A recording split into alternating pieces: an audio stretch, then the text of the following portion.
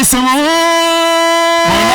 الشيخ أيمن السو بابا فلما جاءوا شيخ عبد الفتاح بابا توني ما شاء الله بابا ولا بيسا ما شاء الله أجا يبوا النبي صلى الله عليه وسلم أجا يبوا النبي دادا صلى الله عليه وسلم ó máa ṣiṣẹ́ fún gbogbo ẹni tó bá ń wá sí programu yìí. This is the spiritual moment of this garden and I wouldn't want you to miss it. Wàá gbọ́ ọ̀rọ̀ tí afáwa àgbà Sheikh Habibullah Olúwaníṣọlá young sheikh tó sọ lẹ́ẹ̀kan yẹn ọ̀rọ̀ tó tóbi ni alájà arúgbó ayága wa ṣẹṣẹ o barakallahu fikum. Àmín. gbogbo ẹ̀yin tẹ̀ ń bẹ lórí ìjókòó yín bọ̀ wá kí yín àmọ́ ẹja ṣe kútú báyìí ẹ̀yà bá ẹ̀sùn mẹ́rin díẹ̀ orú mú ní àyè o.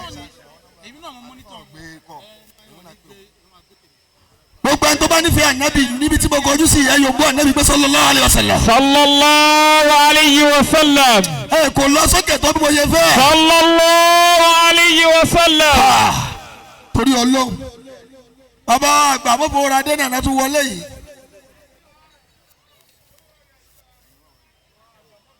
lágbàdo bẹ́ẹ̀ tí mo tún yọjú sí yìí. ẹgbẹ́ sókè kẹ́ yóò gbọ́ ànábì pé sallallahu alaihi wasallam. Sallallahu alayhi wa sallam.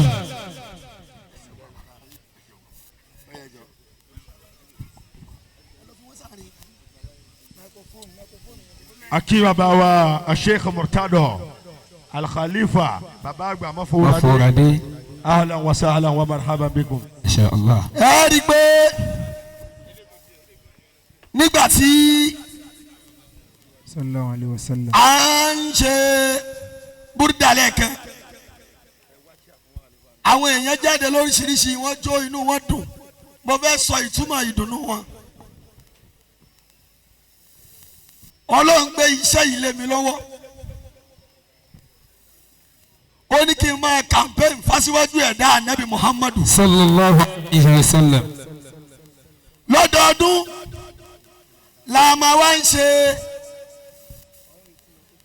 iṣẹ́ kan tó jẹ́ iṣẹ́ Salatu Zatiya fẹ́ni tó bá wá mi báyìí lọ́dún tó lọ wọ́n máa ti mọ̀ torí pé yóò dáa fún ọ yóò dáa fún ọ ee atẹ́gùn yìí òṣìṣẹ́ ara túyàn. ẹ gbọ́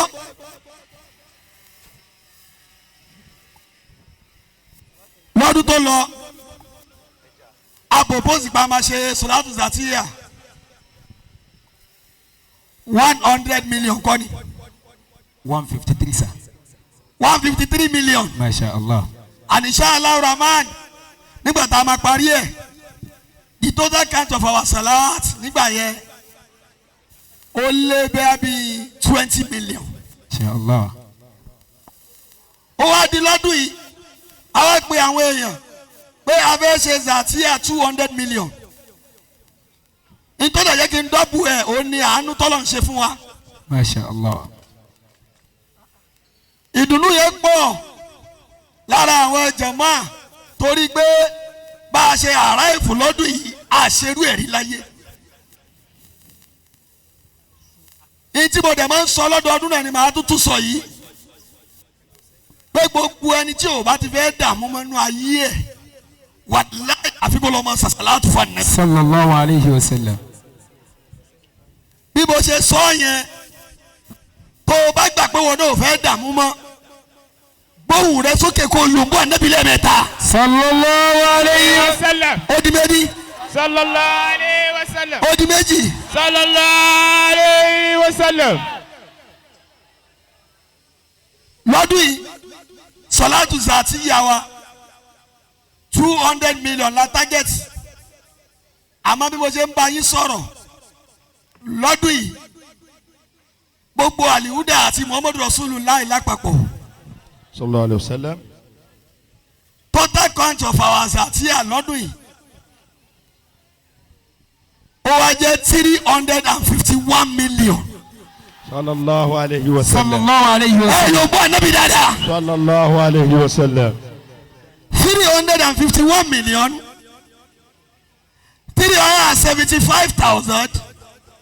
375,330. masha allah. ẹ yóò bọ́ ànábì ni. sallallahu alayhi wa sallam. tó o bá ṣe ń bẹ̀ yóò bọ́ ànábì. dúró ná wọ́n ní bẹ́ẹ̀ bá ti sàṣàlátù fún ànábì wọ́n ní yóò dáa fún. àṣírí wo ló kù tó tún wá ń retí lọ́wọ́ mi tọ́ tó yàtọ̀ sí tó ń rí. sallallahu alayhi wa sallam. kààlà fẹ́ ṣe láàrin 12 weeks àwọn èèyàn dẹ̀ participate yà ṣe tá a bá wá parí ẹ̀ tán ọjọ́ mọ́ọ̀lùdí là máa ṣe kútùbà rẹ̀ ọjọ́ yẹn máa wá jẹ́ ọjọ́ àṣẹ gbogbo ẹ̀yin tẹ́ ẹ dé àyín lónìí wàláhi. fẹ́ni tí bá ti ń wá mọ́ọ̀lùdí wa ẹ ti mọ̀ pé wàláì bá ṣe máa ń ṣe ni o àìgbà donation o wàláhi wàláhi. kódà ẹnikẹ́ mọ́ wá àìdẹ́ sọ pé kéèyàn ó mówó wá lẹ́yìn programu kọ̀ọ̀kan. lẹ́yìn tí a bá ṣe kútùbà àṣà àti àtẹ. mi èdè tiẹ̀ wú sọ́nà àwọn èèyàn ni wọ́n máa dìde láti mú wa. torí mo wò ó pé lọ́jọ́ Thursday a wà ní Radisson Blu ní Ìkẹjà lọ́jọ́ Friday a wà ní Fọláwíyọ́ Saturday Fọláwíyọ́ èní Sunday àwọn àwọn ìjókòó yìí. ẹ yóò bọ́ ànábì. wá tún jòkó rẹ jòkó èyí tó dá mi lójú ni pé bá a ṣe wà lórí ìjókòó yẹn ká tó ka èèyàn mẹ́ta tó jòkó tiẹ̀ amarẹ́ni tó ṣe nínú iṣẹ́ yìí mẹ́. masha allah. ẹ yóò bú ànábì dáadáa sallallahu alayhi wa sallam. ká tó ka méní méjì mẹ́ta nínú àwọn tó jòkó tiẹ̀ yẹn àárẹ̀ni tó yóò bú ànábì dáadáa. sallallahu alayhi wa sallam. wá fi àníyàn wọn àtorúkọ wọn yìí wá fi béèrè kan níwájú Ọlọ́run kí n ṣe kútùbà yẹn kí bàbá wa àgbà ó tó dé. lónìí bá a ti máa ṣe àtúnṣe lọ́dọọdún tá a bá ti wá ṣe la máa ń tọ́ka sí àwọn nǹkan oore. masha allah. mo kí ṣe wo Habibullah young sheikh Young Sheikh. adama hayatahu. adama Allah hayatahu. wọ́n ní lọ́dún tó lọ àwọn àfáwò kí n bìlífì nínú ara wa wàláhi. ó ní ó jẹ́ ká máa rí ìsìjábà lára ara wa. Allahu kí akbar. ló fẹ́ wítìn nílé. ẹ gbọ́ bàbá àgbà wọn fọwọ́ ra dé tí àfa bá tẹ́wọ́ tó ní ẹ ṣàdúà tẹ́ ẹ bá rí gbogbo àwọn èèyàn tó síríọ̀sì tó ń dà níyàn àwọn àfa ẹgbẹ́ rẹ̀ ní tí a wí tó máa wá sọ́kàn rẹ̀ náà ni pé ṣe bíbí anika maliki náà ló ń kà. tọ́ tí mo máa ká Allah. 1000 mọ́sàkín tó kú nílé. ọwọ́ àgbàgbé pé gbogbo ẹ̀dá ọlọ́run kẹ̀kẹ́ kọ̀ọ̀kẹ́ lọ́lọ́run fún láṣẹ allah. ó sì níbi tó fi ara pamọ́ sí. Allah. bẹ́ẹ̀ yẹn bá mọ̀ mí dáadáa tó súnmọ́ mi gbogbo ọjọ́ káfa àbáni kí n tẹ́wọ́ yìí máa tẹ́wọ́ àdúrà yẹn bí ìgbà tí Jáìlì tẹ́wọ́ allah. níwájú àwọn àfààní. masha allah. damat karamatukum. kàrámà ṣẹlẹ̀ torí ẹ̀ ààyè tí mo ti gbàdúrà pọ̀ gan-an. baba táwa gan bá ń ṣàdúrà ẹ máa tẹ́wọ́ báyìí ni wọ́n máa tún jòkó báyìí pé àmín ya wàláhi lazim. àmọ́ lọ́dún tó lọ ìgbà tá à ń ṣe mọ́lùdì mo ti ń lo ibi báyìí láti fi ṣe mọ́lùdì ó ti ń lọ bí ọdún karùn-ún báyìí. masha allah. Masha Allah. bí mo ṣe mọ wá náwó ni lọ́dọọdún àdẹ̀sẹ̀ oyè àṣẹ àwọ́ọ̀dù níbi báyìí rí. Wallahi. Yòówù ànábì. Sallallahu alayhi wa sallam. Àwọn kan mọ̀ wá pariwo pé àfa yìí ò ní rí nǹkan ṣe ìnákúnà ẹ̀ pọ̀. Allah. Allahu Akbar. Kò ó ṣe pé wọ́n sọ lẹ́yìn o àmì lálẹ́ lórí ìjókòó yìí o wọ́n sọ ọ́ tẹ́ dọ́dọ̀ wa ni. Wallahi. Kódà nígbà tó yẹ gbogbo àwọn àyè tá a ti ń ṣe sáwí àtàsálátù ní Sùúrùlérè Gbogbo ẹ̀ wọ́n. gbogbo wọn dẹ̀ ń gbowó lé. Gbogbo ẹ̀ wọ́n. Wọ́n ní kí ló dé wọ́n ní àmọye tẹ́ ń kó lẹ̀ fún Eagle Eagle Club. Club. Allahu Akbar.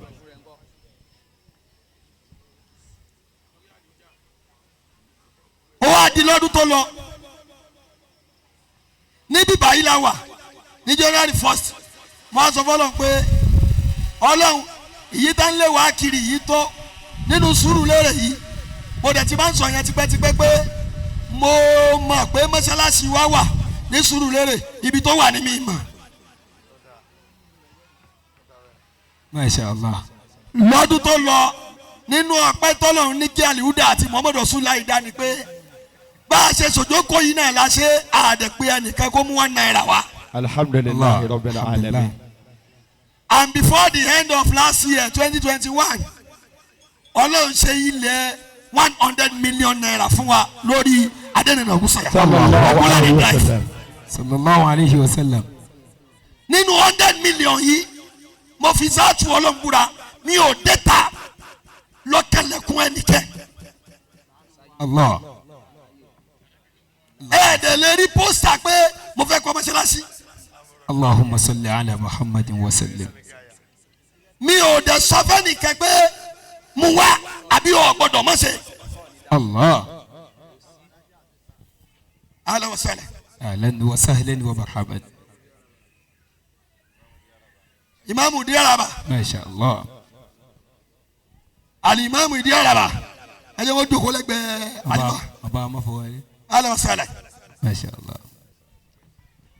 Masha Allah. Masha Allah. أهلا وسهلا بحضرتكم حياكم الله وبياكم. Ẹ yóò mú ànábì. صلى الله عليه وسلم. Sallam. Nígbà tá a wá jẹ́ ti ilẹ̀ yẹn $100 million yẹn mo wá lọ́ọ̀rẹ́ kẹ pàtàkì yìí tá a bá ń ṣe tí o bá ti dé ta ẹnìyẹn máa mọ̀. أوه أوه. Afáwọn àgbà Sheikh Abdulhafiz Al-Abror. الأبرار شيخ. Ó wá sọ fún àfáwọn Abror pé báyìí báyìí Ọlọ́run ṣe o alawasala ní Al-Abror bá ní ṣe o àwọn àṣẹ báyìí àjòkó nulẹ̀ jọ náà a bá forí kalẹ̀ a kí Ọlọ́run nígbà tá a forí kalẹ̀ tá a kí Ọlọ́run tán à ń dìde pa dúpẹ́ yẹn Al-Abror ní ṣe ẹ wí fẹ́mi náà nínú ìgẹ̀dọ̀ mọ́ ẹgbẹ́ dá tí mo wà yẹn jama ti wà ń bẹ̀ ìsárí kìí ṣe ìsárí ọlọ́fin o ما شاء الله. Iṣẹ́ rẹ̀ gbẹ́dá. ìsárí tẹgbẹ́dá Masha Allah. إيه. Al-Abror ní ẹ sọ fọlọ́ pé níbẹ̀ yẹn kọlu wa ṣe é fẹ́mi náà òṣìṣẹ́ fẹ́yìn náà. Ó ṣe o, wọ́n ti lọ bẹ́ lọ́n bẹ́ẹ̀. adẹ̀gbórí sókè mo ń sọ fún ẹ pé tí n bá ní òṣàdúà mi òṣàdúà torí tí mo ní mo fẹ́ gbà lọ́wọ́ rẹ̀ Allah. dúró kí ló fẹ́ fún mi. Allahu أوه Akbar. أوه. اللهم صل ẹ على yóò mú ànábì صلى الله عليه وسلم. Ma innakum yanfadu. ẹni tí mo mọ̀ pé mo lè rí ìkẹgbà lọ́dọ̀ rẹ̀ ó ní ànábì ẹ yóò mú ànábì صلى dáadáa. الله عليه وسلم. afúnimọ́kòrò ojú rẹ̀ إيه. alimusafa Ya ẹ yóò mú ànábì dáadáa. صلى الله عليه وسلم. خير من يمم العفو نساحته. afa àgbà ni o àwọn ni ṣéwù mo tẹ́wọ́ ẹ bá ń falùbáríkà tí yìí ṣe kọ́lọ́hún ṣe. a ṣe àdúrà yẹn ní ìrọ̀lẹ́ bí ẹ̀yìn aago 4 Wallahi. alásàrì Ìlọrin làwọn àjọ náà lọ. ما شاء Lọ́rin الله. ni. Wallahi. a máa jáde síta kò lè tí bàbá àbúrò yìí kò nílọrin wọ́n lọ sọ́yọ́ inú mọ́tò ni wọ́n wà A ní kó tó 2 hours. níjọ́ yẹn wọ́n ní kò tó 2 hours Wallahi. ẹrú ọlọ́run kẹ́dẹ̀ wá gbọ́n pé àfa lẹ́gbẹ̀ẹ́ yín bí báyìí ilé kan wà ń bẹ̀ tó fẹ́ tà. Allah. àlàbùrọ̀ wa ni má ṣe pé wọ́n tẹ́ni bá pè mí padà ṣé o wọ́n mọ̀ pa àwọn pé wọ́n fẹ́ ta iye báyìí iye mílíọ̀nù báyìí mọ̀ náà fẹ́ ta kò sí nkẹ́kẹ́ lẹ̀ o mo ní ṣé o ẹ sọ pé kẹ́dà dúró pé ẹ̀ ń bọ̀ wá wò ó. ẹ yòówù ànábì ni. sallallahu alayhi wa sallam. bí mo ṣe ń sọ bá yín sọ̀rọ̀ lẹ́nìí lọ́dún tó lọ àtàwa àjọ wa mi báyìí ni àní mọ́ṣáláṣí àmọ́ lọ́dún yìí ilẹ̀ tó tó 20 million naira lórí iṣẹ́ rí yẹn ọlọ́run ṣe fún wa. Allahu akbar. alhamdulillah. alhamdulilayi. laka alhamdu ya rabb. ìyẹn ni mo lè sọ síta kí sheik wa Habibullah young sheik káwọn náà ó tún sọ tiwọn yìí. Allah. come on tó bá ń lọ mọ olùdí mi ìtẹ́ni kó kásẹ̀ sókè torí kẹfẹ́ kéyìn àtẹnẹ fún ẹ àbí torí tẹ́fẹ́ gbà lọ́wọ́ rẹ tí wọ́n dáa gbé báwọn afáṣe máa ń ṣe yẹn tó bá yẹ pé torí yẹn ló fi wà mí báyìí o ti ń lù sí nìyẹn o. ọjọ́ ẹni ọjọ́ àṣẹ ni Allah. tí n bá sọ ọmọ àrí bẹ́ẹ̀. masha Allah. ooo masha Allah. ẹ yòówù ànábì máa ń. sallallahu alayhi wa sallam. mo fi káǹtì kọ̀ọ̀kan nínú 351 million sọ̀rọ̀ àtìyà mo fi sọ̀rọ̀ sínú ayé gbogbo ẹni tó gbé ìbànújẹ́ débi báyìí. ìtò bà ẹ́ lọ́kàn jẹ́ yẹn kó o tó jáde síta nínú ibi tó wà yìí olúwa kó sọ di ìdùnnú mẹ́ ẹ lọ́wọ́. amiina ya Allah. tó o bá fẹ́ gbà bẹ́ẹ̀ yóò gbọ́ ànábì dáadáa. sallallahu alayhi wa sallam.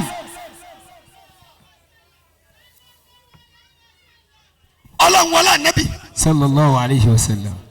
àti fẹ́ àti kẹ́rẹ̀ tó o ṣe fún wa tó jásí wípé wàláì mo mọ̀ pọ́ lẹ́ni mi Allah. wàláì mo mọ̀ pọ́ lẹ́ni mi àmọ́ ànábì sallallahu alayhi wa sallam. bí mo ṣe sọ yìí ẹ máa wò ó pé báwọn afáàṣẹ máa ń sọ náà nìyẹn oh oh. mi ò fẹ́ kó o fetí ìyẹn gbọ́ gbọ́ ní inú ẹ̀mí tẹ̀mí ti ń sọ la ilaha illallah. má sọ pé it's a common thing التنكوي اهلا وسهلا. abala tankẹ̀wé alan اما باباي اما باباي. ó gbọ́ ما شاء الله. onírú ẹ̀mí tẹ̀mí fi sọ ó ní kó o fi máa tí o fẹ́ sọ gba alan ما wasala شاء الله. ẹsẹ̀ ṣe gbọ́ nínú ẹ̀mí masha allah fàníyàn rí gbọ́. alifa oṣooṣù ما شاء الله. ẹ jẹ́ àdàníyàn àníyàn. spiritual moment ni tí n bá ti bẹ̀rẹ̀ mi ò kí n allow anybody kó dúró. kó máa lọ kó máa bò mọ́ as a matter of fact àwọn bánsà yẹn máa tilẹ̀kùn yẹn nísìnyí ما شاء الله. tó gbọ́ mi tó o bá ti tì í gbogbo àwọn tí wọ́n ń gbìn nǹkan wọ́n gbọ́dọ̀ dá a dúró lásìkò tí mo bá fẹ́ pa àṣẹ yẹn àníyàn tí mo kàn fẹ́ kí wọ́n ó dà ní pé níbí báyìí ààrẹ ni tó débí tó sunkún débí tí ò ní tó ti padà ní lónìí sọ pé tó bá yẹ pé mo sọ ọ́ bẹ̀ níbí báyìí lọ́dún tó lọ ó dẹ̀ ṣẹ gbogbo tó kù nínú ọ̀rọ̀ tìyẹn náà olúwa bá ẹ yà sí kó ṣẹ. láàrin ìṣẹ́jú kan orí kan bí mo ti ń sọ yìí ó di àṣẹ báwọn. ما شاء الله. gbogbo ẹni tó ń sunkún lọ́wọ́ olúwa ẹ wá pa á lẹ́rìn. àmín. آمين يا الله. tó bá jásí pé mi ò tan àwọn èèyàn pẹ̀lú ọ̀rọ̀ ànábì tí mo sọ yìí. صلى الله عليه وسلم. ala muhammad wa sallam. آمين. tó bá gbé ibi tí mo ti ráàánú gbà náà ni mo ń sọ yìí. صلى الله عليه وسلم. tó bá gbé ibi tọ́lọ́run ti ṣàánú mi òun náà ni mo ń sọ fáwọn èèyàn yìí. lónìí mo pàṣẹ fún gbogbo ẹni tó wà nínú ìnira. mo fi àṣẹ ọ̀rọ̀ sọ́ọ́sì kàdàrà ẹnì kọ̀ọ̀kan yín sẹ́ gbogbo tó jẹ́ ìnira. ìnira nú ayé rẹ Olúwa kó tú sílẹ̀. Àmín ya Allah. tó o bá fẹ́ rí korí bẹ́ẹ̀ pariwo ọlọ́gbẹ́ Allahu Akbar. pariwo ọlọ́lẹ́gẹ́ sí pé Allahu Akbar. ọyẹ wílẹ̀ lẹ́gẹ́dẹ́ pé Allahu Akbar kabira. ọyẹ dàníyà. يا من إذا قلت يا مولاي لباني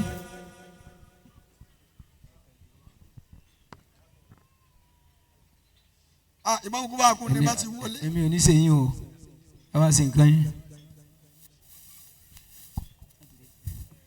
yàwá yìí dáhùn máa lọ sí múlẹ̀kì ìbáni. mo pèrè ọlọ́run alágbára tí n bá ti pè ọ́ ló máa dá mi lóhùn ní gbogbo ìgbà. àṣìkà tẹ̀sí tùrù ní. mẹ́sì ò kí n bínú ọlọ́run. àwùjọ tẹ̀sí kúrú ní. tí n bá tún ní rárá ìrì ọlọ́run ọba ń ṣe bẹ́ẹ̀. fàkẹ́fà ń sàkàlẹ̀ àlẹ́ ìsàyàsá. mi ò lè gbàgbé ìwọ ọba tó gbàgbé mi ní ìṣẹ́jú kan láyé. ọba tí wípé kọ́ aládùn ara mo sì dé. ọlọ́run ọba alágbára o gbogbo ẹni tó sunkún débi ẹ̀pá lẹ́ni ọlọ́run. Olúwa tí wípé kọ́ aládùn ara gbàdúrà mi. ọlọ́run ọba mímọ́ o àmọ̀pẹ́ ni ọlọ́run ọba aláṣẹ. iná àbẹ̀yẹ bùnmi nínú. iná tó yìí náà bisimilahi rahman rahim iná tó yìí náà iná ṣáà kawal abtala. alamune ṣe ọba nínú jẹ́. alam nashra bisimilahi rahman alam nashra kasar wadana iná wàlẹ́ sọ̀rọ̀ lílàfi fọkàn mi balẹ̀. bisimilahi ilé ilafi bisimilahi rahman rahim ilé ilafi kúrẹ́ ìṣẹ̀lẹ̀ àwọn àtàṣìṣe ọ̀sẹ̀ fúlà ọdún bàbá. ọba tí gbẹ̀kọ́ aládùúrà tàbí lọ́rẹ̀ yá Allah ẹgbẹ́ Allah. Allah. oyè ìwórúkọ ọlọ́run náà dá Allah.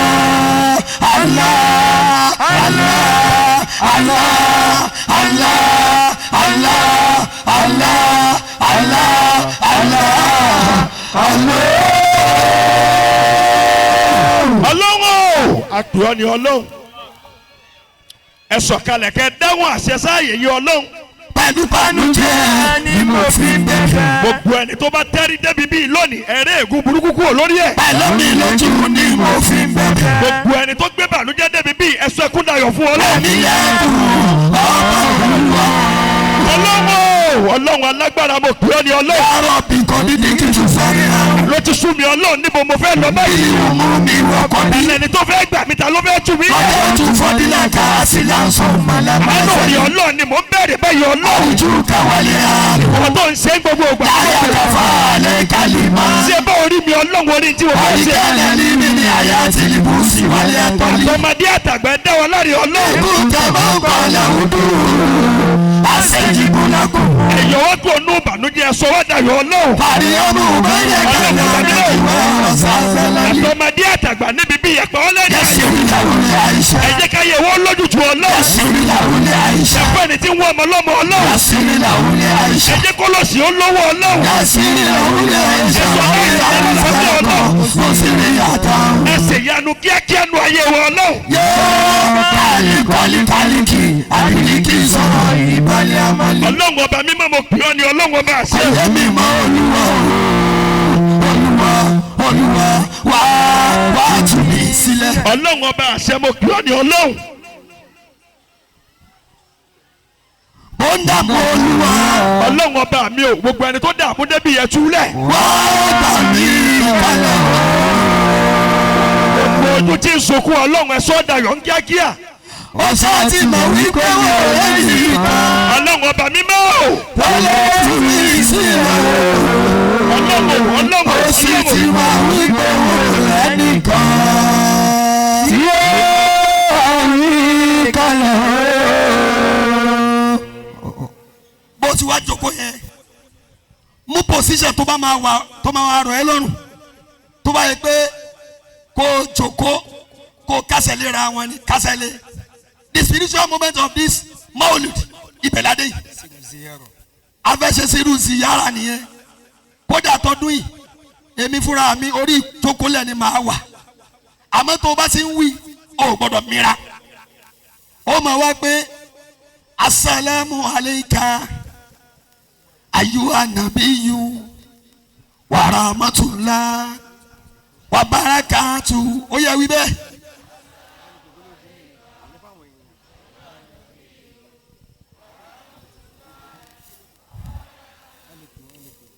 Wí dáadáa.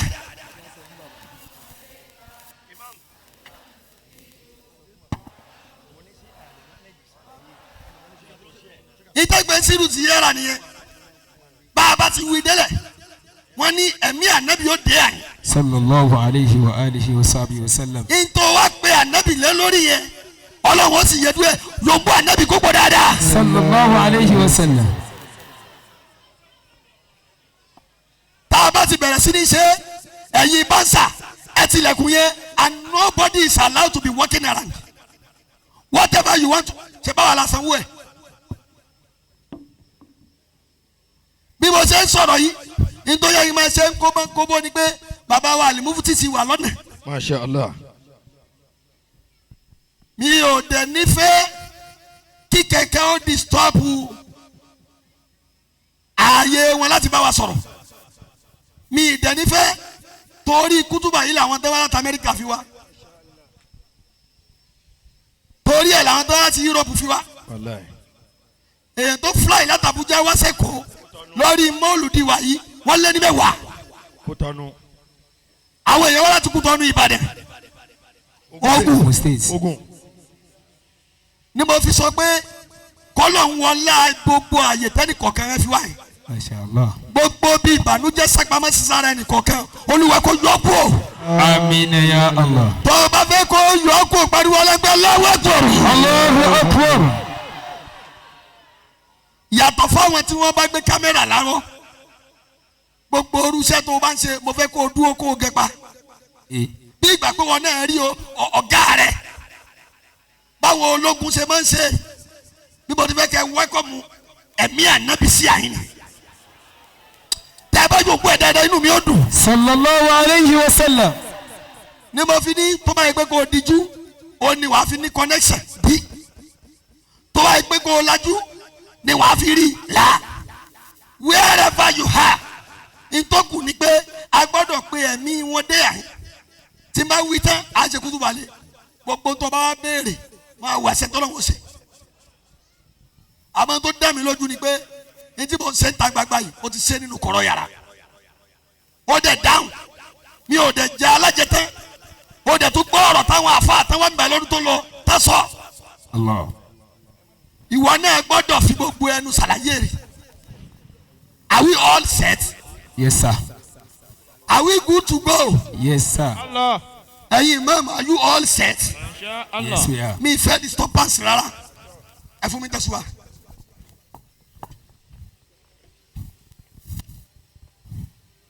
ẹ dání ẹ.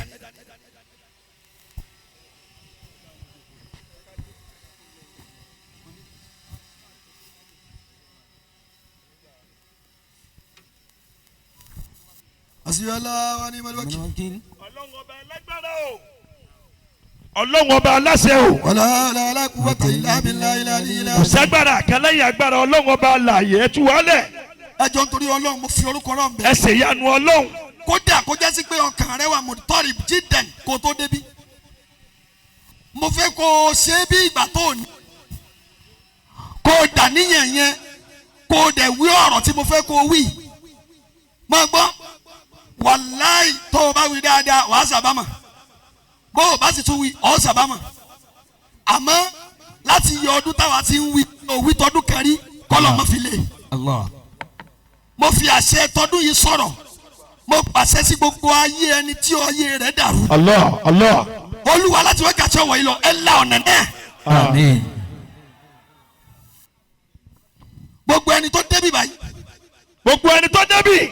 tó yẹ pé ilẹ̀kùn ti tì mọ́ Tilẹ̀kùn ti tì tí ò mọ ibi tó fẹ́ gbà mọ́. tó ti wà lórí ta kò yé mi mọ́. wọ́n tilẹ̀kùn mọ́ wọ́n ti gbogbo ọ̀nà. wala siru ziyara yìí. wala siru ziyara yìí lọ́dọ̀ ọlọ́run. ọlọ́run àṣẹ o. ọlọ́run o. ẹ pariwo lọ́jọ́ Allah. gbogbo tó tilẹ̀kùn mọ́ tó fà gẹ́gẹ́ godo sí. gbogbo tó tilẹ̀kùn. láti wákàtí ọ̀wọ̀ yìí lọ. láti sìn ọlọ́run. Olúwa Ẹlẹ́dàá ẹ já ilẹ̀kùn náà. ẹ já ilẹ̀kùn náà ẹ tú ìdè náà. ẹni wọ́n tilẹ̀kùn àlàáfíà mọ́ Olúwa ẹ já. ẹ já ọlọ́run. ẹni wọ́n ti ilẹ̀kùn àìríṣe mọ́ Olúwa ẹ já. ẹ já ọlọ́run. ẹ sọ pé asalaamu aleyka. asalaamu aleyka. ayuha nabiyyu. ayuha nabiyyu. wa rahmatullah. wa barakatuh. Interfere winner nìyẹn o, but you just have to get your balance. That is why I advise you to take the best position tó o lè fi wà fún àárín bí 3 to 4 minutes láì ní nira. orí kan torí pé Mustapha ló wọlé àní Mustapha náà la fẹ́ kí. sallallahu alayhi wa sallam. ó yòǹgbọ́ ànábì kí ni mi ò dùn dáadáa. sallallahu alayhi wa sallam. barakallahu fi. Haji Mustapha. Sọlágbadé. Al-Arifi oṣooṣù. Al-Arifi. Masha Allah alaikum. Àtijani. Barakallahu fi. Al-Kaulaki. Barakallahu fi. Masha Allah. Barakallahu fi. Barakallahu. Ó yá ẹjọ́ ẹ bá mi fún wọn sí àyè kan ẹ jẹ́ wọ́n jòkó ó yá jòkó lẹ́gbẹ̀ẹ́ wọn mẹ́ o ṣeun. Al-Arifi ẹ jòkó. Al-Arifi. Ó yá ẹ bá ń wí gbólóhùn tí mo la fẹ́ wí yẹn pé assalamu alayka ayyuhan nabiyyu wa rahmatullah wa barakatuh ó yẹ já wí.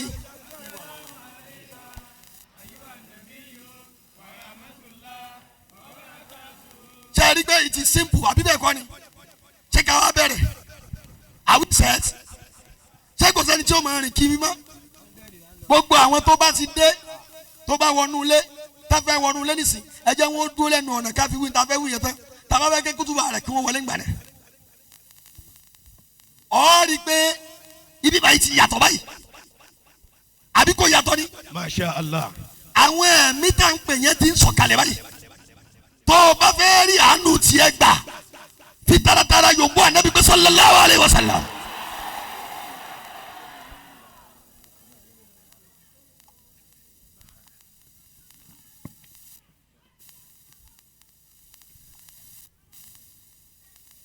sallallahu alayhi wa sallam. Sallallahu alayhi wa sallam. ó yẹ pé asalaamu aleyka wàá gbé sókè dáadáa ní. máa gbọ́ ọba ti pọ̀ tó mi báyìí. wọ́n mọ iye àwa tá a wà ń bí o. bá a débi ò bá gbóhùn rẹ̀ ó mọ̀. ayuha nabiyyu wa rahmatullah wa barakatuh. bismillahir rahmanir rahim. 33. Ọlọ́run. Assalamu alayka ya Rasulullah. Ìkí ọlọ́run ọlọ́run kò máa bá wa síwájú ayé ànábì wa Muhammad. Assalamu alayka ya ibn Abdillah. Ìkí ọlọ́run kò máa bá rí ọmọ Abdullah. Assalatu wassalamu alayka Ìkí ọlọ́run ya rahmatan lil alamin. kó máa bá rí jẹjẹ gbèrè ọlọ́run lọ́lọ́run sí ìwọ gẹ́gẹ́ lọ́lọ́run sí láàánú ayé. Hajatuna. Àní ìta ń wá tá a fi ń ṣàṣàlátù lójoojúmọ́. Wa makisuduna. Èyí tó múmú láyé àwa tá à ń torí ẹ̀ ṣe gbogbo tá à ń ṣe sẹ́. Kashful ghita'i baynana wa baynaka ya Rasulallah. Ní ẹ̀ka kọ́tìnì sókè ẹ̀jẹ̀ ara nàbì kó rán wa náà. Hajatuna. Àní ìta afẹ́ gẹ́gẹ́ kìí ṣe owó gẹ́gẹ́ là ń wá kìí ṣe ilé gẹ́gẹ́ là ń wá Wa ọlọ́run. makisuduna. Kìí ṣe ayé gẹ́gẹ́ ló múmú láyé àwọn ọlọ́run. Kashful ghita'i baynana wa baynaka ya Rasulallah. Ní ẹ̀sílẹ̀kùn bàbá sálámà lórí ìrùkà nàbì ó dá wa lóhùn. Hajatuna. Ní ìta afẹ́ gẹ́gẹ́ tá a fẹ́ fi dá wa lọ́lọ́ ọlọ́run. Wa makisuduna. Ní ìta afẹ́ gẹ́gẹ́ tá a fẹ́ ṣe fún wọn ọlọ́run. Kashful ghita'i baynana wa baynaka ya Yálà Rasulallah. kìí ṣe àlùjẹ́nà gẹ́gẹ́ ló múmú láyé àwọn ẹ̀jẹ̀ ara nàbì ní ọlọ́run. Assalamu alayka Salamu alayka. ayyuhan nabiyyu Ayuha nabiyyu. wa rahmatullah Rahmatullah. wa barakatuh. Barakatuh. Ama wa wí nísìn, are we all set? Bismillah. Assalamu alayka wi dada ayyuhan nabiyyu ورحمة الله وبركاته السلام عليك أيها النبي ورحمة الله وبركاته السلام عليك أيها النبي ورحمة الله وبركاته السلام عليك أيها النبي ورحمة الله وبركاته السلام عليك أيها النبي ورحمة الله وبركاته السلام عليك أيها النبي ورحمة الله وبركاته السلام عليك أيها النبي ورحمة الله وبركاته السلام عليك أيها النبي ورحمة الله وبركاته السلام عليك أيها النبي ورحمة الله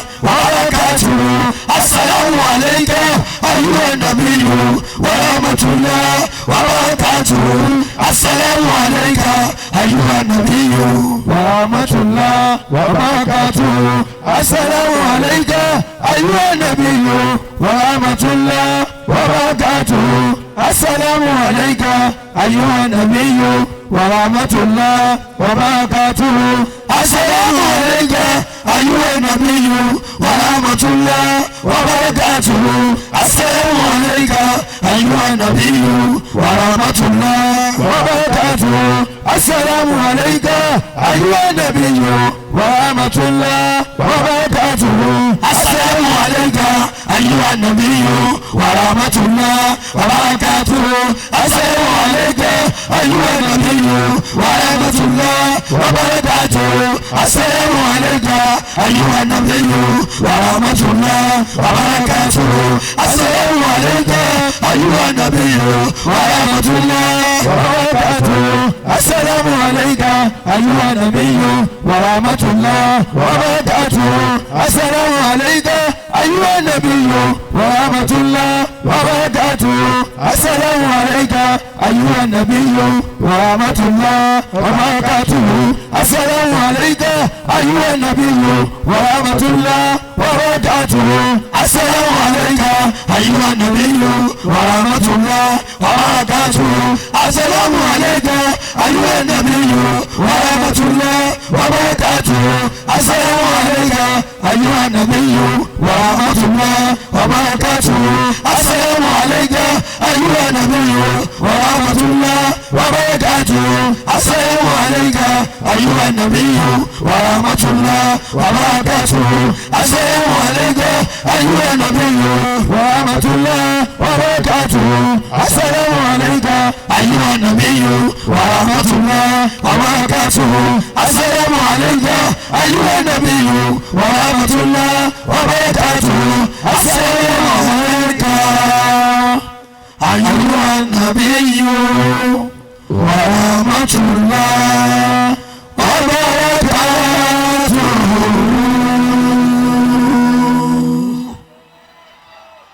السلام عليك يا رسول الله.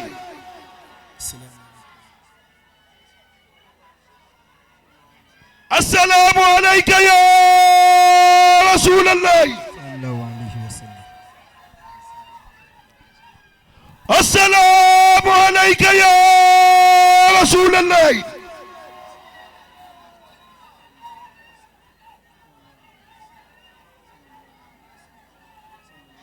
يا رسول الله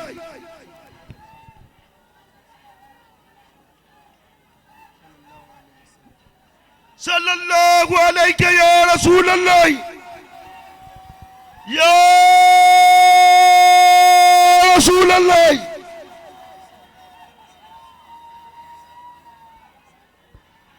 يا مفتاح رحمة الله يا الشفيع المشفع يوم المحشر المصطفى رسول الله أبو القاسم. الله ولا ني الله ولا حول ولا قوة إلا بالله العلي العظيم. كسلاتو يوبي متاتي سيكو دم مدينة. إنما يبرو إذا يقول له كن فيكون. gbogbo ntá bá ń wí ọ̀rọ̀ tó bá jáde kásẹ̀ ó gùn ní ọlọ́run. mímọ́ ọlọ́run. بيده ملكوت كل شيء. ọba alágbára ọba aláṣẹ ayé ọba tí ò sí rẹ̀. a sọ pé asalaamu aleyka. Assalamu alayka. ẹgbọ́n sókè jẹ́ wí dáadáa. Assalamu alayka.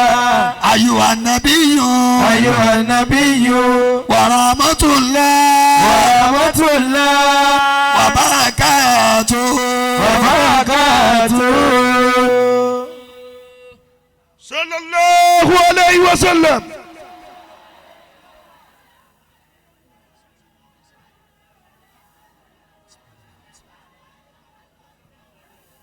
ó yẹ máa wí kútùbà rẹ̀ tẹ̀lé mi. ẹni asalaamu aleyka. Assalamu alayka. àláfíà ọlọ́run kó bẹ́ẹ̀. wí pé asalaamu aleyka. Assalamu alayka. ya khalifata rasulillah. Ya khalifata rasulillah. sallallahu alayhi wa sallama. Sallallahu alayhi wa sallama. wa sahibahu. Wa sahibahu. ẹgbọ́n sókè jẹ́ wí dáadáa. Wa sahibahu. wa wazirahu. Wa wazirahu. wa rafiqahu. Wa rafiqahu. fi safari. Fi safari.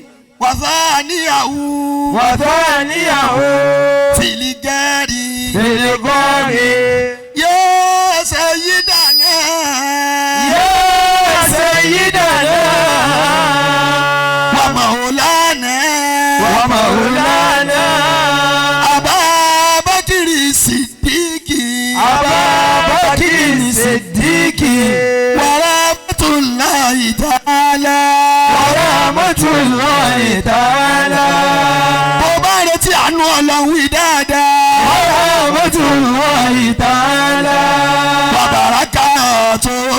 Wa barakatuh. àdúgbò sàlámù alayka. Assalamu alayka. khalifata rasulillah. Ya khalifata rasulillah. sallallahu alayhi wa sallama. Sallallahu alayhi wa sallama. wa sahibahu. Wa sahibahu. wa wazirahu. Wa wazirahu. ya man Ya man azhara Allahu azhara Allahu bihi dina. bihi dina. wa azza bihi islam. Wa azza bihi al-islam. ya man Ya man idha ra'ahu shaytanu. idha ra'ahu ash-shaytanu salaka fajan. salaka fajjan. ó dẹ̀ torí ara rẹ̀ kó wí dáadáa. Salaka fajjan. kẹ́rà fàjì. Khayra fajjan. ya sayyidana. Ya sayyidana. wa maulana. Wa maulana. umaro. Umar ibn al-Khattabi. ibn al-Khattabi. wa rahmatullahi ta'ala. Wa rahmatullahi ta'ala. bàbá rẹ̀ tí àánú ọlọ́run wí dáadáa. Wa rahmatullahi ta'ala. wa barakatuh. Wa barakatuh. àdúgbò sàlámù alayka. Assalamu alayka. ya khalifata rasulillah. Ya khalifata rasulillah. sallallahu alayhi wa sallama. Sallallahu alayhi wa sallama. wa sahibahu. Wa sahibahu. wa wazirahu. Wa wazirahu. ya man Ya man tasitahayi. tastahayi minhu malaikatu rahmani. malaikatu rahmani. ya sayyidana. Ya sayyidana. wa maulana. Wa maulana. usmana. Uthmana bin affani. ibn Affani. wa rahmatullahi ta'ala. Wa rahmatullahi ta'ala. wa barakatuh. Wa barakatuh. àdúgbò assalamu alayka. Assalamu alayka. ya khalifata rasulillah. Ya khalifata rasulillah. sallallahu alayhi wa sallama. Sallallahu عليه وسلم وصاحبه وصاحبه ووزيره ووزيره وأخاه وابن عمه وابن عمه وزوج ابنته وزوج ابنته البتولى البتولى يا أبا السبطين يا أبا السبطين يا فعل الفهول يا فعل الفهول يا ليث الكتائب يا ليث الكتائب يا بابا يا بابا مدينة العلم مدينة العلم يا سيدنا يا سيدنا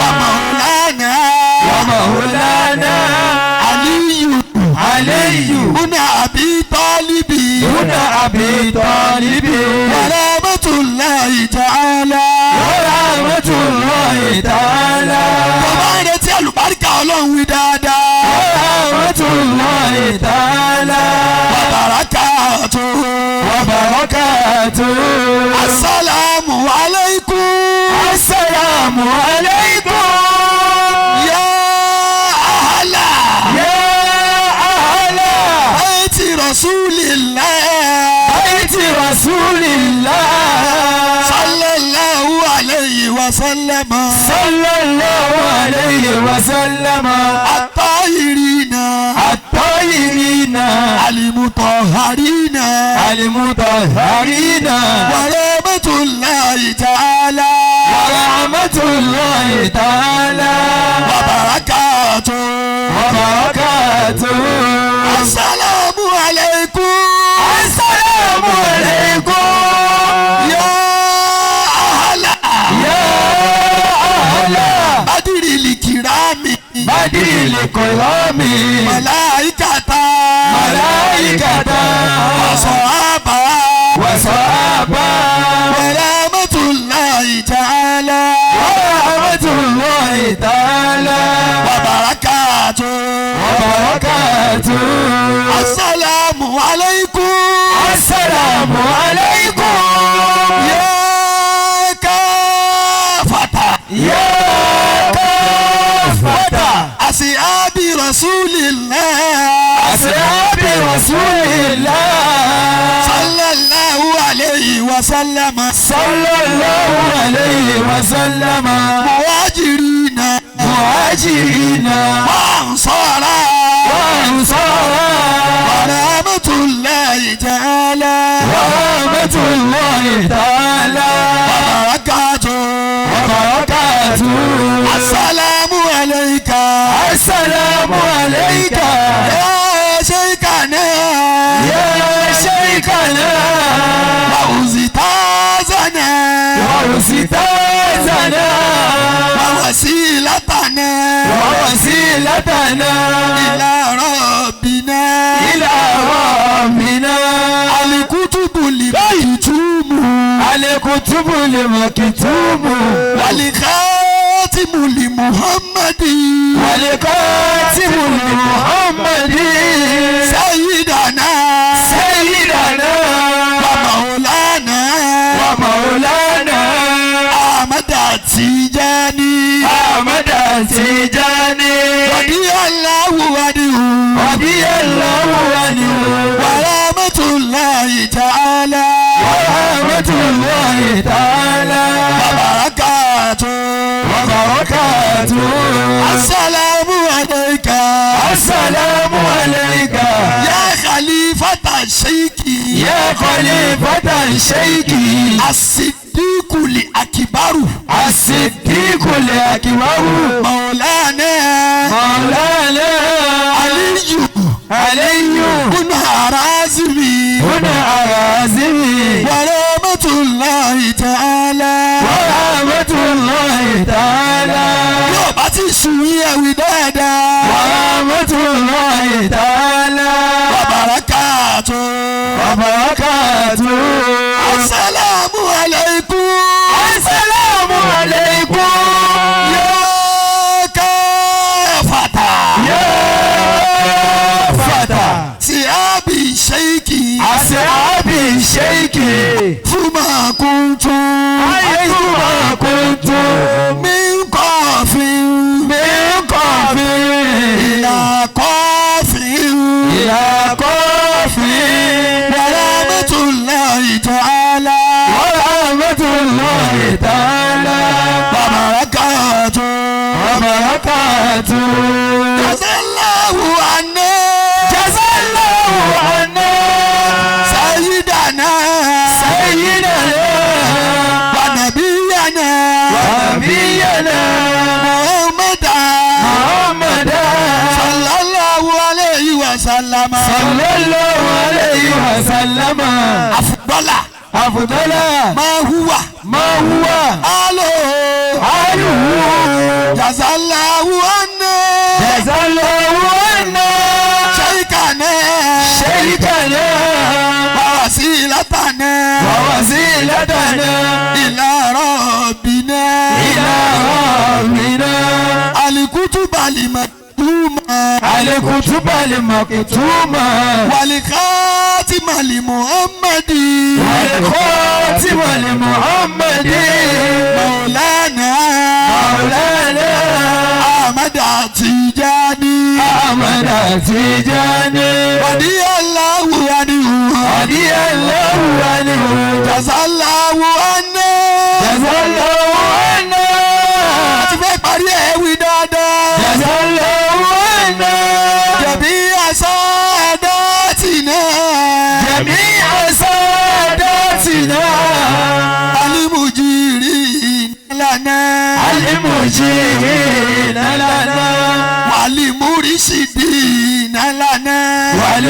والمرشدين لنا. والمربين لنا. والمربين لنا. والمراكين لنا.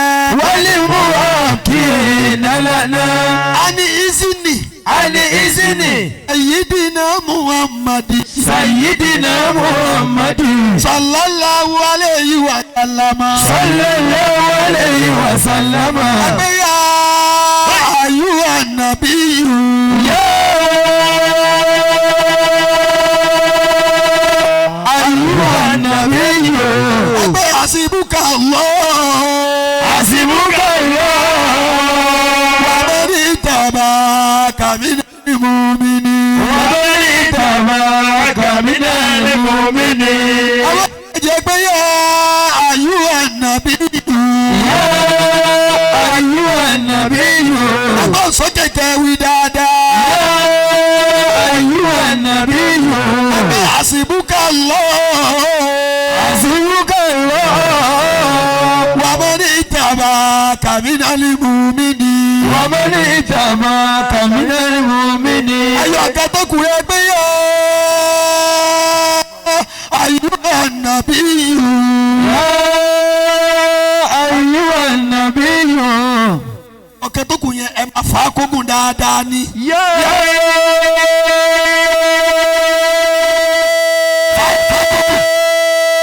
أيها النبي. sọ pé àsìbúkà lọ. حسبك الله. ومن اتبعك من المؤمنين. ومن اتبعك من المؤمنين. àníyàn.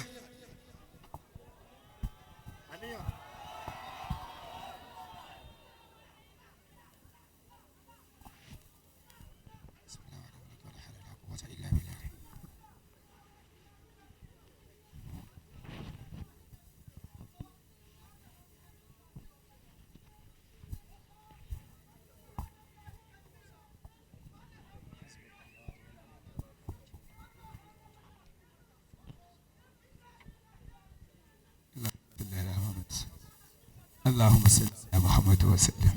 أزوال الله ونعم الوكيل. ولا قوة إلا بالله العلي العظيم. kò sẹ́gbàrà kẹlẹ́yìn agbára ọlọ́run ọba àlàyé. إنما أمره إذا أراد شيئا أن يقول له كن فيكون. àṣẹ ọlọ́run ọba yóò sọ̀kalẹ̀ níbi bí. سبحان الذي بيده àtẹni tó wọ́ bí àtẹni tó wọ̀ wá lórí afẹ́fẹ́ ẹ̀tú wálẹ̀ ولا حول ولا ẹ̀dára ayọ̀ nínú ayé. قوة إلا بالله العلي العظيم. الفاتحة. Fatiha. Bismillahirrahmanirrahim. Mo kí ikú oríire. Alhamdulillahi rabbil alamin. Oyè èké kóró dáadáa. Tàbí yóò sí ọlọ́run. Maliki yawmiddin. Adúgbòdúgbò. Iyyaka na'budu wa iyyaka nasta'in. Àti tùrí tọdún yìí ṣe. Ihdina siratal mustaqim. Olúwa ṣàádùn wa. Siratal ladhina an'amta alayhim. Tàbí yóò sí ọlọ́run. Ghayril maghdubi alayhim waladdallin. Amin ya Allah. Ó yẹ kó ra wọn. Amin kó bẹ́ẹ̀ kó. Amin subhana rabbika rabbil izzati amma yasifun. Olórí dáadáa. Wa salamun alal mursalin walhamdulillahi rabbil alamin. Kọjú sẹ́yìn tó gbà wá rẹ̀ àṣàṣe mọ̀lúdì yẹn sọ pé congratulations. Congratulations. Barakallahu. Anakumullah. Ẹlẹ́dàá mi. Ẹlẹ́dàá mi. Ẹlẹ́dàá mi. Ẹlẹ́dàá mi. Ẹlẹ́dàá mi. Gbogbo lílọ bíbọ̀ mi lójoojúmọ́. Àdúrà tọ̀sán pẹ̀lú tòwúrọ̀ yẹn lẹ́nu ọ̀pẹ. Ẹlẹ́dàá mi. Gbogbo lílọ bíbọ̀ mi lójoojúmọ́. Àdúrà tọ̀sán pẹ̀lú tòwúrọ̀ yẹn lẹ́nu ọ̀pẹ. Àjọpẹ́ orí mi. Orí mi. Ẹlẹ́dàá mi. Ẹlẹ́dàá mi. Aláàánú mi. Aláàánú mi. Aláránṣẹ́ mi. Aláránṣẹ́ mi. Onítìjú mi. Onítìjú mi. Alámọ̀ràn mi. Alámọ̀ràn mi. Oníkádàrá. Oníkádàrá mi. Lílọ bíbọ̀ Lílọ bíbọ̀ mi lójoojúmọ́. Àdúrà tọ̀sán pẹ̀lú tòwúrọ̀ jẹ́ lẹ́nu ọ̀pẹ. Ẹlẹ́dàá mi. gbogbo lílọ bíbọ̀ mi lójoojúmọ́. Sàdúrà tọ̀sán Pẹ̀lú tòwúrọ̀ jẹ́ lẹ́nu ọ̀pẹ. Tẹ̀dúmọ́lẹ̀.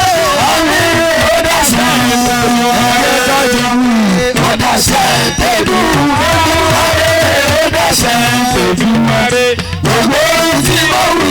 àṣẹ tí tẹ̀ bá wọ̀ ó dàṣẹ ojúmọ́re. Bàbá kò lówó láyé. Wọ́n kà ní mọ́wọ́ ó dàṣẹ ojúmọ́re. Láláyé. Wọ́n kà ní mọ́wọ́ ó dàṣẹ ojúmọ́re. Onílé láyé. Wọ́n kà ní mọ́wọ́ ó dàṣẹ ojúmọ́re. Ọ̀jọ̀gbọ́n ayé. Kà ní mọ́wọ́ ó dàṣẹ ojúmọ́re. Bàbá ń kọ́ láyé láyé wọ́n kà mí mọ́wọ́ ó dàṣẹ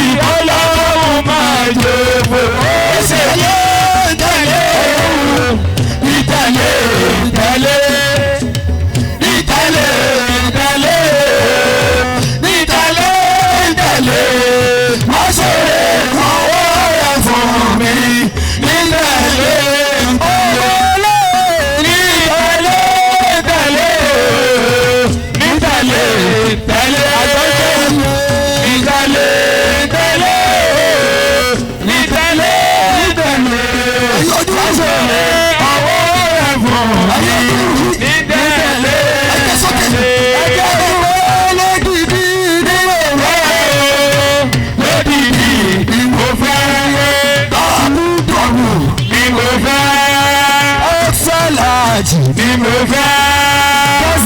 Dọ́sìn Ni mo fẹ́. unlimited Ni mo fẹ́. royal package Ni mo fẹ́. unstoppable Ni mo fẹ́. unbeatable Ni mo fẹ́. méjì Ni mo fẹ́. alẹ́ ìwé òfò ìlà Àbọ̀ lórí ni ọmọ olúwa ìdí mo fẹ́. Lódìdí mo fẹ́. Lódìdí mo fẹ́. Lódìdí mo fẹ́. Lódìdí mo fẹ́. owó ló kàn lọ́wọ́ mi olówó dáadáa owó ló kàn lọ́wọ́ mi mò ń bẹ̀ ọlọ́run mi ò fẹ́ dáàbò mi ò fẹ́ dáàbò ìlú dúníyà bó ti ṣe wàhálà tó wọ́n dé mi lọ́wọ́ wàhálà àánú dìde kò sọ̀rọ̀ wọn sí mi. àti owó ló kàn Lọ́rọ̀ mi. ọ̀bí ọlọ́run ló kàn lọ́wọ́ mi. Àbí mi ò fẹ́ dáàbò mi ò fẹ́ dáàbò ilé dúníyà bó ti ṣe wàhálà tó wàdà mi lọ́wọ́ wàhálà ló ìdè Kò sí náà. alágbára alágbára olúwa Agbára lọ́wọ́ alágbára tó fagbára tó ní ní mi lára. alágbára alágbára ní ní Agbára lọ́wọ́ àwọn alágbára tó fagbára tó ní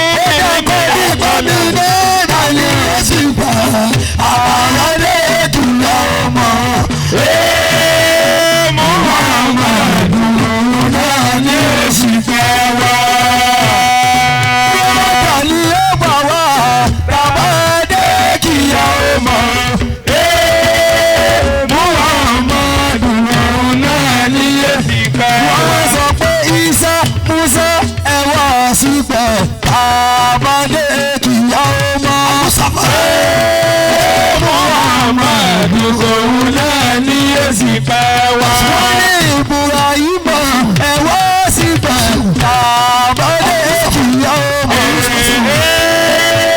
Muhammadu òun náà ní òsì pẹ́ wá. ìrìyà tí sàṣà látò ànábì ṣàlọ́gà wọn.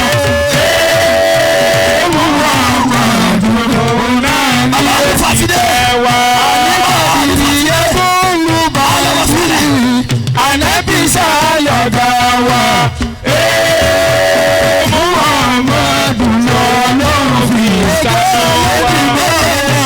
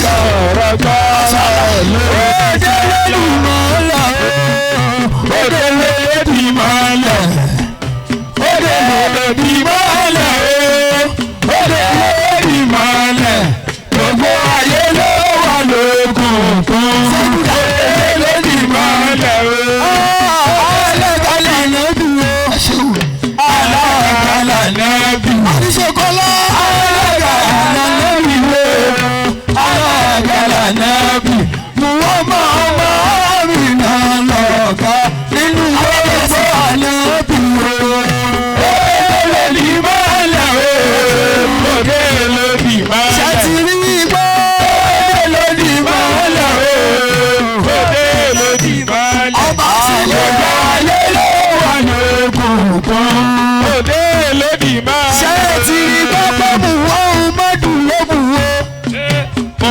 Muhammadu ló bù Muhammadu ló bù ó Muhammadu ló bù gbogbo ohun tó dára tí ń wù yàn Muhammadu ló bù ó òde lódì mọ́lẹ̀ òde lódì Ànábì Muhammadu Rasulullah lódì mọ́lẹ̀ òde lódì mọ́lẹ̀ gbogbo ayé ló wà lókùnkùn òde lódì mọ́lẹ̀. Oyè ẹ̀dẹ́wọ́ sọ́lọ́ wípé fìmí yá Muhammad fìmí yá Muhammad fìmí yá Muhammad fìmí yá Muhammad gbogbo ẹ̀ṣẹ̀ yóò wù kí lè ṣe fìmí yá Muhammad òde lódì mọ́lẹ̀ òde lódì mọ́lẹ̀ Rasulullah òde lódì mọ́lẹ̀ òde lódì mọ́lẹ̀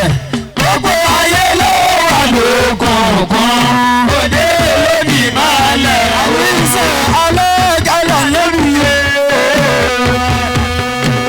Ànábì Muhammadu alágàlà nàbì alágàlà nàbì alágàlà nàbì muwọ́mọ́ ọmọ mi náà lọ́gà nínú gbogbo àwọn ẹbí òde lódì mọ́lẹ̀ òde lódì mọ́lẹ̀ òde lódì mọ́lẹ̀ òde lódì mọ́lẹ̀ àmì gbogbo ayé ló wà lókùnkùn. Ọlọ́run yàmi yà ṣe ìtọ́ni yóò yàmi yà ṣe ìtọ́ni ṣe Jamal yàmi yà ṣe ìtọ́ni yàmi yà ṣe ìtọ́ni Allah yàmi yà ṣe ìtọ́ni yàmi yà ṣe ìtọ́ni yàmi yà ṣe ìtọ́ni yàmi yà ṣe ìtọ́ni yàmi yà ṣe ìtọ́ni yàmi yà ṣe ìtọ́ni ẹni ẹgbẹ́ ẹni ẹ̀kọ́ yàmi yà ṣe ìtọ́ni òde lódì mọ́lẹ̀ òde lódì mọ́lẹ̀ Muhammadu òde lódì mọ́lẹ̀ òde lódì mọ́lẹ̀ gbogbo ayé ló wà lókùnkùn òde lódì mọ́lẹ̀ Ọlọ́run jẹ́ owó ṣàdínì o jẹ́ owó ṣàdínì jẹ́ owó ṣàdínì olówó bá jẹ́ owó ṣàdínì aṣọ tó ti gbọ́ ṣe sẹ̀sì jẹ́ owó ṣàdínì òde lódì mọ́lẹ̀ òde lódì mọ́lẹ̀ Muhammadu òde lódì mọ́lẹ̀ òde lódì mọ́lẹ̀ gbogbo ayé ló wà lókùnkùn òde lódì mọ́lẹ̀. Oyè ìṣòwò ló ń pè fi mí lọ́kàn balẹ̀ o fi mí lọ́kàn balẹ̀ fi mí lọ́kàn balẹ̀ ọ̀rọ̀ tó ní mí fi mí lọ́kàn balẹ̀ ìbànújẹ́ òṣèṣẹ̀sì fi mí lọ́kàn balẹ̀ o òde lódì mọ́lẹ̀ òde lódì mọ́lẹ̀ Ànábì Muhammadu òde lódì mọ́lẹ̀ òde lódì mọ́lẹ̀ gbogbo ayé ló wà lókùnkùn òde lódì mọ́lẹ̀ àníṣe jẹ́ owó ṣàdílì o lọ́wọ́ bá jẹ́ owó ṣàdílì fìlà tó ti gbọ́ ṣe sẹ̀sì bàtà tó ti gbówó ṣe sẹ̀sì ẹ̀wù tó ti gbówó ṣe sẹ̀sì o jẹ́ olówó ṣàdínì o. ṣàdínì ìjà ìrọ̀lẹ́ lẹ́kìnà àmì ìjà olówó ṣàdínì o ṣe jẹ́ olówó ṣàdínì ìlà tó ti gbówó ṣe sẹ̀sì. Abu ala Muhammad salamu alayka salamu ala Muhammad salamu alayka salamu ala Muhammad salamu alayka salamu ala Muhammad salamu alayka wa salumi kato alamu tarako tilaini mutalibi nisao salamu ala Muhammad salamu alayka kulikita mubarak musifafa min kulli aibi kulikita mubarak musifafa min kulli aibi anaka ya Muhammad kulikita kama tasao salamu alayka àdìsá ọlọ́run tó ní wọ́n mọ̀ wá ó mọ̀ pa lè ṣe déédé ló bá já wa sálátù kàlẹ́ ohun tí ó ṣì kẹ́ wọ́n. salamu ala Muhammad salamu alayka mo ti wí pé ọlọ́run tó ní wọ́n mọ̀ wá ọlọ́run tó ní wọ́n mọ̀ wá ó mọ̀ pa lè ṣe déédé sí Muhammad kàlẹ́ ẹni tí ó sì fẹ́ wọ́n. salamu ala Muhammad salamu alayka níjọ́ Ọlọ́hun fẹ́ ṣàánú wa níjọ́ tọ́lọ́hun fẹ́ ṣàánú wa níjọ́ tọ́lọ́hun fẹ́ ṣàánú wa tó fẹ́ lé dààmú lọ fáyé fàárísẹ́lẹ́mù sí tọ̀fẹ́ rà mọ́tán lílí àlàmínà. salamu ala Muhammad salamu alayka níjọ́ Ọlọ́hun fẹ́ ṣàánú wa tó fẹ́ lé dààmú lọ fáyé ló bá ọ̀rẹ́ Muhammad kó lè ṣe kẹ́ fún gbogbo àgbáyé. salamu ala Muhammad salamu alayka àbí ànábì wa Muhammad ní ìlú Mẹ́kà ní Saudi àbí rọ̀bì ìwòláwà wọ̀jọ̀ máa ń délé sí báyé. salamu ala Muhammad salamu alayka àbí ànábì wa Muhammad àbí ànábì wa Muhammad sí Mẹ́kà ní Saudi àbí rọ̀bì ìwòláwà wọ̀jọ̀ máa ń délé sí báyé. salamu ala Muhammad salamu alayka salamu ala Muhammad salamu alayka salamu ala Muhammad salamu alayka oníṣàlá gbọ́wọ́ mi ànábì gbọ́wọ́ mi àníṣe ọmọ mi náà gbọ́wọ́ mi ànábì gbọ́wọ́ mi kọ̀yà gbọ́wọ́ mi.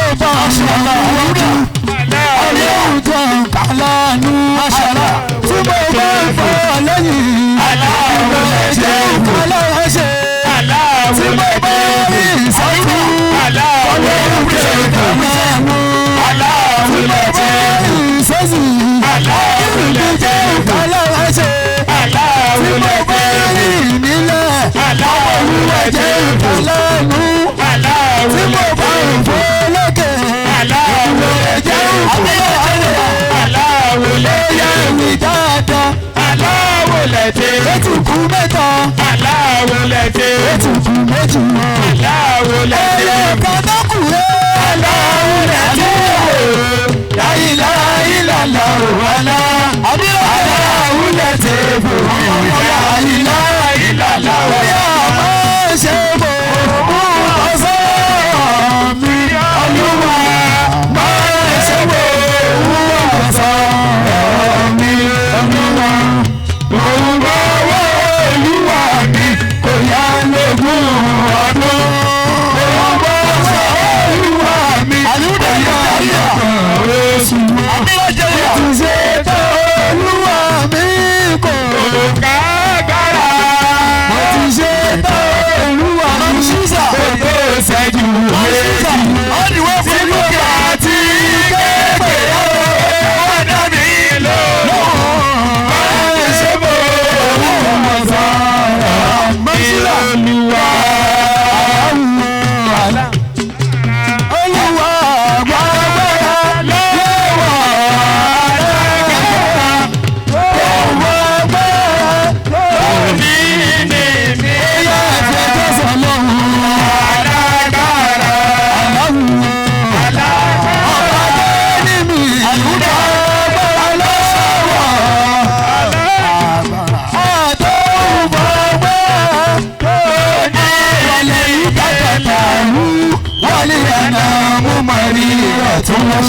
وليتك فردا ولأنام كتاب رشدا وليت الذي بيني وبينك أمر وبيني وبين مسألة شراب إذا نلتنا فالموت فالكل واحد وكل الذي وكل الذي وكل الذي وكل الذي وكل الذي فوقت رابط ويا بابا ليلا بابا ليلا بابا ليلا بابا ليلا ليلا بابا ليلا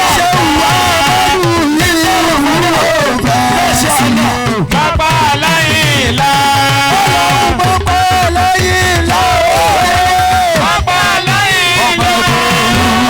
Bàbá Láyìnlá. Bàbá Láyìnlá. Bàbá Láyìnlá.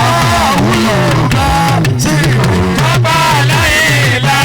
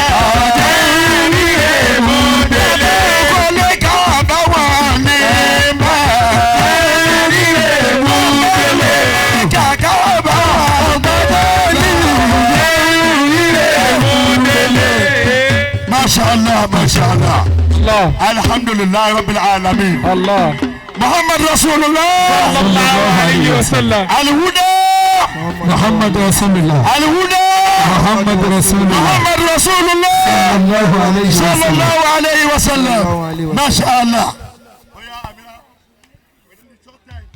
الله صلى الله عليه وسلم صلى الله عليه وسلم sallallahu alayhi wa sallam. sallallahu alayhi wa sallam. Anabi sallallahu alayhi wa sallam. sallallahu alayhi wa sallam. On behalf of the entire members of Al-Huda Al-Muqtariya International Prayer Mission, we present to you, Ya Sheikh, for a job well done, for the spiritual journey, for the way you have been taking us. Alhamdulillah Rabbil Alamin. We say Jazakakumullah. Jaza. We appreciate you. We appreciate all that you have done for us. We appreciate the spiritual journey that you have taken us through. MashaAllah. We cannot but say Jazakumullah khairan. Amen. May Allah reward you immensely for all that you have done for us. Amen. For all that you have done for us. Amen. And we say a big thank you to all the imams too. We really Alhamdulillah. appreciate you. You have really done so well. Alhamdulillah Rabbil Alamin. Only Allah can appreciate you. We are only doing our little bit. MashaAllah. But I know Allah in His infinite mercies will appreciate you much more. Amen. Jazakumullah khairan. Amen. MashaAllah.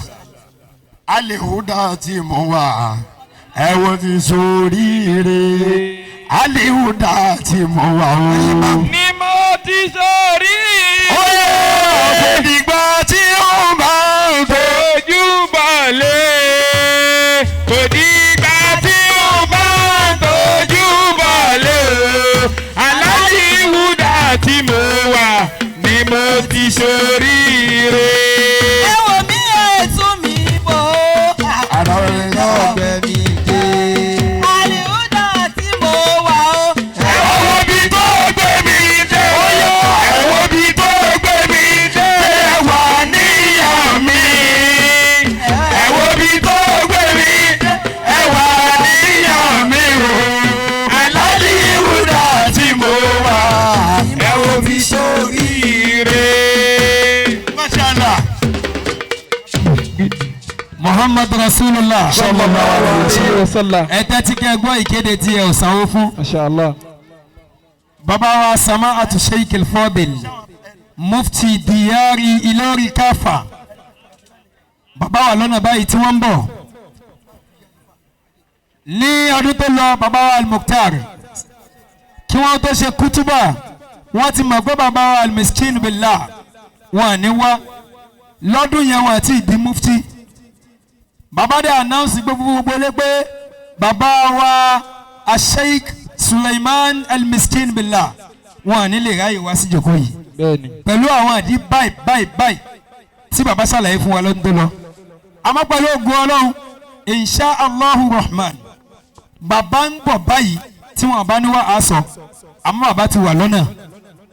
Síwájú kí bàbá ó tó wá dé a kí àwọn bàbá wa. نرحب بحضرة وقدوم ذلك الشيخ الفاضل المحترم العارف بالله الواصل الموصل سماعة الشيخ أحمد المختار خليفة تجانية لمدينة أجيج كافة. كان الشيخ معنا في هذا المقام في السنة الماضية وخطبنا ودعا لنا لا علينا وبإذن الله وبعونه استجاب الله كل ما دعا به الشيخ.